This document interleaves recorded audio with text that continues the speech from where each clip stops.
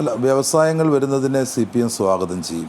ആയിരക്കണക്കിന് ആളുകൾക്ക് തൊഴിൽ കിട്ടുന്ന വ്യവസായം നിയമപരമായി വരണമെന്നതാണ് ഞങ്ങൾ പ്രധാനമായും സൂചിപ്പിക്കുന്നത്. ആറന്മുളയിൽ വിമാനത്താവളത്തിന് ഉദ്ദേശിച്ച നെൽപ്പാടം, ആ നെൽപ്പാടമായിരുന്നു അന്നത്തെ വിവാദത്തിൻ്റെ പ്രധാനപ്പെട്ട കാരണം. ആ നെൽപ്പാടത്ത് നെൽവയൽ നികത്തി ഒരു വ്യവസായം വരുന്നതിനോട് ഞങ്ങൾക്ക് യാതൊരു യോജിപ്പുമില്ല. അത് അനുവദിക്കുന്ന പ്രശ്നവുമില്ല.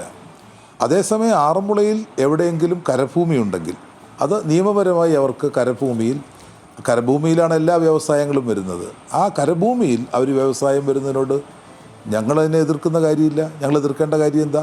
ഗവൺമെൻറ് എതിർക്കുമോ? എനിക്ക് തോന്നുന്നില്ല. ഗവൺമെൻറ് അതിനെ പ്രോത്സാഹിപ്പിക്കത്തല്ലേ ഉള്ളൂ.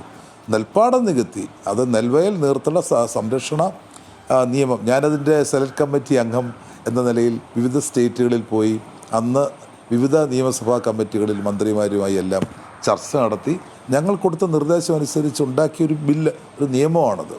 ആ നിയമത്തിൻ്റെ ലംഘനത്തിലേക്ക് ഒരു കാരണവശാലും അനുവദിക്കുന്ന പ്രശ്നമില്ല. അതേസമയം കരഭൂമിയിൽ ആ ഇലക്ട്രോണിക് വ്യവസായം വരുന്നതിനെ ഞങ്ങൾ 100 വട്ടം സ്വാഗതം ചെയ്യുന്ന കാര്യം തന്നെയാണ്. ഒരു തർക്കവും അക്കാര്യത്തിലില്ല. നമ്മുടെ യുവാക്കൾ, നമ്മുടെ ചെറുപ്പക്കാർ, അവർക്ക് ഇവിടെ തന്നെ തൊഴിൽ പരമാവധി കിട്ടട്ടെ.